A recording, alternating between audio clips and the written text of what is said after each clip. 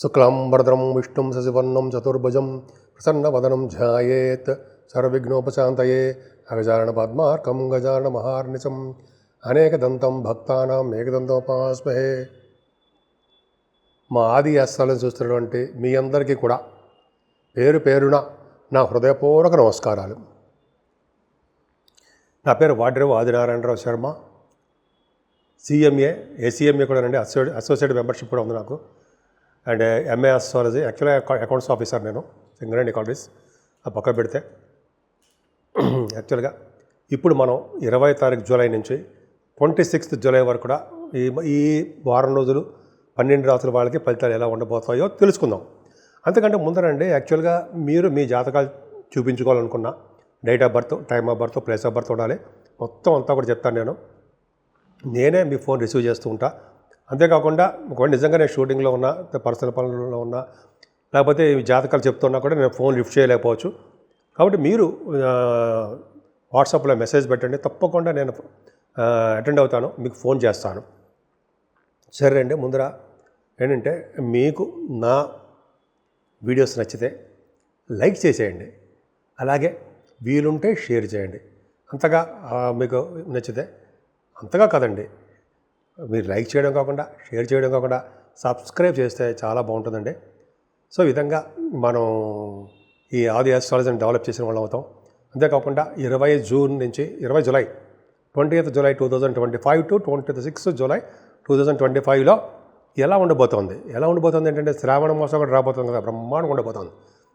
వృషభ రాశి అండి. వృషభ రాశి వారికి చంద్ర శుక్రులు లగ్నంలో ఉండడం, రాశిలో ఉండడం వల్ల అద్భుతమైన బ్రహ్మాండంగా ఉంటుందండి. ముఖ్యంగా సంగీతంలో ఉన్న వాళ్ళకి, నృత్య కళాకారులకి చాలా బాగుంటుంది.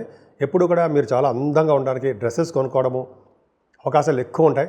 అంతేకాకుండా పర్ఫ్యూమ్స్ అంటారు సరే, అది ఒక విధంగా చాలా మంచి శుక్రుడు కదా, మంచి యోగాన్ని కలిగించే, అంటే అవిని ఇష్టపడి చేస్తూ ఉంటాడు. ప్రయాణాలు ఎక్కువ అధికంగా చేస్తుంటారండి మీరు. థర్డ్ హౌస్ లార్డ్ కూడా మీకు చంద్రుడు ఉచ్చస్థితిలో ఉన్నాడు కాబట్టి, రోహిణి నక్షత్రంలో శుక్రుడితో కలుస్తున్నాడంటే చాలా గ్రేటు. మంచి మంచి ఫలితాలు, శుభ ఫలితాలు ఎక్కువ ఇస్తాడుంటాయి. మీరు ఏమనుకున్నారో ఆ పనులన్నీ మంచి శుభంగా జరిగేట్టు చేస్తుంటాడు.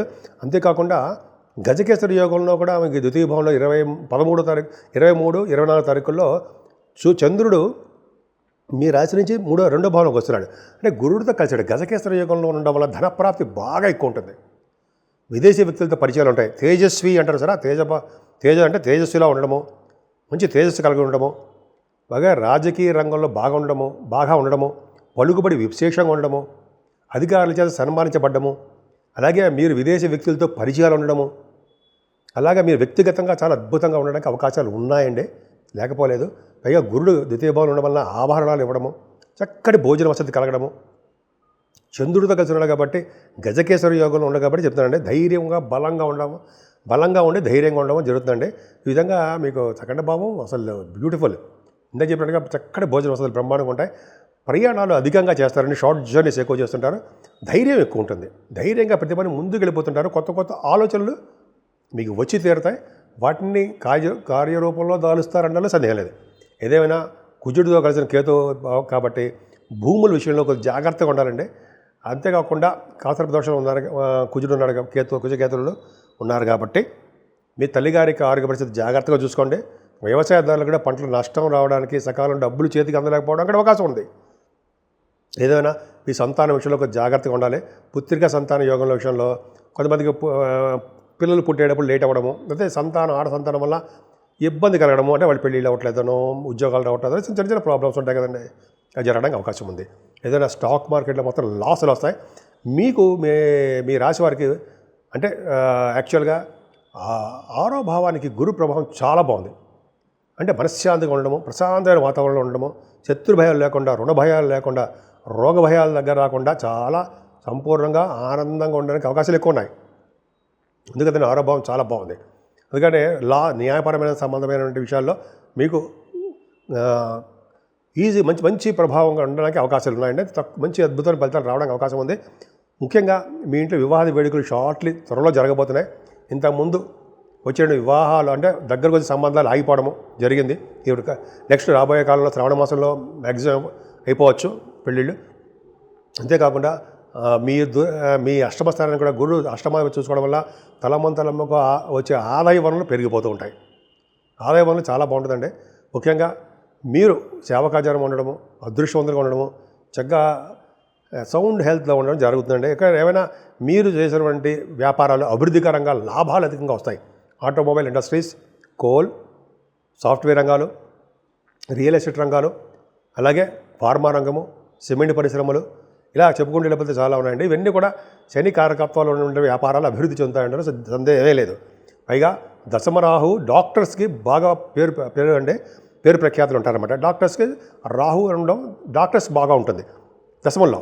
పైగా వాయుతత్వ రాశిలో కుంభరాశిలో ఖచ్చితంగా బాగున్నాడు. పైగా రవి బుధుల కాంబినేషన్ కర్కాటక రాశిలో ఉన్నారు. ఖచ్చితంగా డాక్టర్స్కి బాగుంటుంది. రవి బుధులు కర్కాటక రాశిలో ఉండడము, దశమ స్థానంలో ఏమో కుంభరాశిలో కూడా రాహు ఉండడం వల్ల ఈ కాంబినేషన్స్ డాక్టర్స్కి చాలా బాగుంటుంది. చాలా బాగుంటుందంటే ధనప్రాప్తి కలుగుతుంది, నేమ్ అండ్ ఫేమ్ ఉంటుంది, ఫారిన్ కంట్రీస్ వెళ్తారు, విమానాల్లో ప్రయాణాలు చేస్తూ ఉంటారు. అందరికీ కదండి, డాక్టర్ స్థితిలో ఉన్న వాళ్ళకి. పైగా డాక్టర్ కోర్స్ చేయడానికి, ఈ ఎంఎస్సీలు చేయడానికి కూడా విదేశాలు వెళ్తారు. ఉంటాయి మీరు ఏదైనా నీట్ ఏదైనా పరీక్ష రాస్తున్నారు కూడా మొన్న అడిగారు ఒకళ్ళు. సరే, నీట్ ఎగ్జామ్స్ ఏమి ఉన్నాయట, ఆ నీట్ ఎగ్జామ్స్లో మీరు సక్సెస్ అవ్వడానికి ఏదో ఉంది, అవకాశం బ్రహ్మాండంగా ఉంది, వెళ్తారు. ఎంబీబీఎస్ తర్వాత ఎంఎస్ కోసం, డాక్టర్ వృత్తి కోసము, ఇంజనీరింగ్ విద్య కోసం విదేశాలు వెళ్తారు. అలాగే మీరు చేస్తున్న ప్రొఫెషన్ బాగా ఉంటుందండి. అంటే ఉద్యోగ భద్రత, సాఫ్ట్వేర్ రంగ ఉద్యోగస్తులకి అని చెప్పచ్చు. గవర్నమెంట్ ఉద్యోగస్తులు కూడా చాలా చక్కగా అద్భుతం ఉంది. ముఖ్యంగా విమాన సంస్థలు పనిచేసే వాళ్ళకి, విమాన రంగంలో ఉన్న వాళ్ళందరూ కూడా వాళ్ళకి వ్యాపారాలు, ఉద్యోగాల్లో ప్రమోషన్స్, అదే ఉద్యోగాల్లో ఒక విధమైన సంతోషం కలగడానికి అవకాశం ఉంది. విదేశాలు వెళ్తారు మీరు. రాజకీయ రంగంలో పదవులు రావడము, అలాగే అద్భుతంగా బాగా వాళ్ళకి ప్రజాసేవ, ప్రజాభిమానం, ప్రజాదరణ బాగా ఉంది. పైగా లాభంలో ఉన్నటువంటి శని, లాభంలో ఉన్న శని గొప్ప లాభవంతుడిగాను, భూలాభాలు కలవాడుగాను, కొద్దిగా విద్యలో ఆటంకాలు ఎదురయ్యేవాడుగాను మీరు ఉంటారండి. చక్కటి ధనప్రాప్తి కలుగుతుంది. శనీశ్వరుడు ఒక్కరి గదిలో ఉంటే చెడు ఫలితాలు ఇస్తాడు, కానీ మీకు మంచి ఫలితాలు ఇస్తున్నాడు, రెట్టింపు మంచి ఫలితాలు ఇస్తున్నాడు.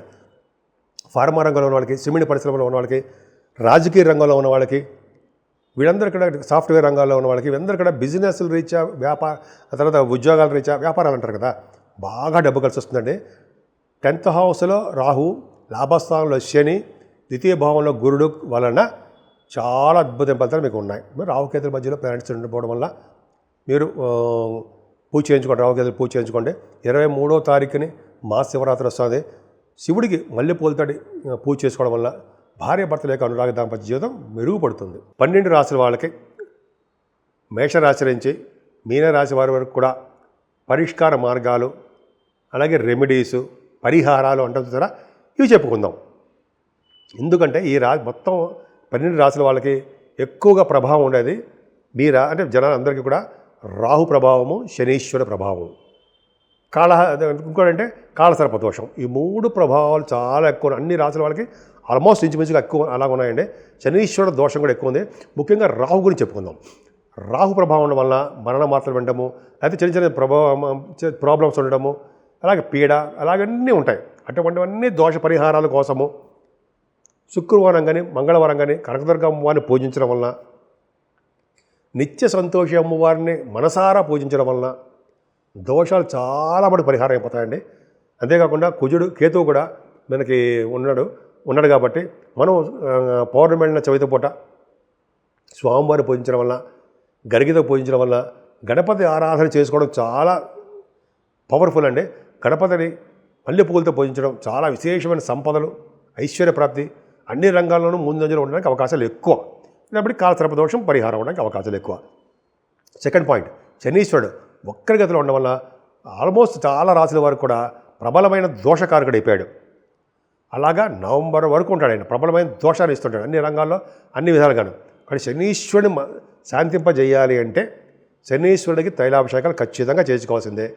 ఆంజనేయ స్వామిని వారిని నిత్యం పూజించవలసిందే, సింధూరంతో పూజించవలసిందే. వెంకటేశ్వర స్వామి దగ్గర అఖండ దీపారాధన ధ్వజస్తంభం దగ్గర వెలిగించడం వలన, అలాగే శివాభిషేకాలు చేసుకోవడం వలన 23వ తారీఖుని పైగా మాస శివరాత్రి వస్తుంది ఉన్నాయి.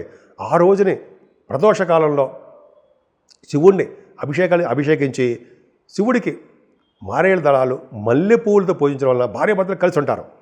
మల్లెపూలతో పూజిస్తే అలాగే మారేడు దళాలతోటి, మల్లెపూలతోటి, అలాగే తులసి దళాలతో పూజించడం వలన నిత్యము స్థిరమైన లక్ష్యం మీ ఇంట్లో ఉండడానికి అవకాశాలు ఉన్నాయి. శనీశ్వరుడు దోషం కూడా పోవాలని కూడా చేయాలండి.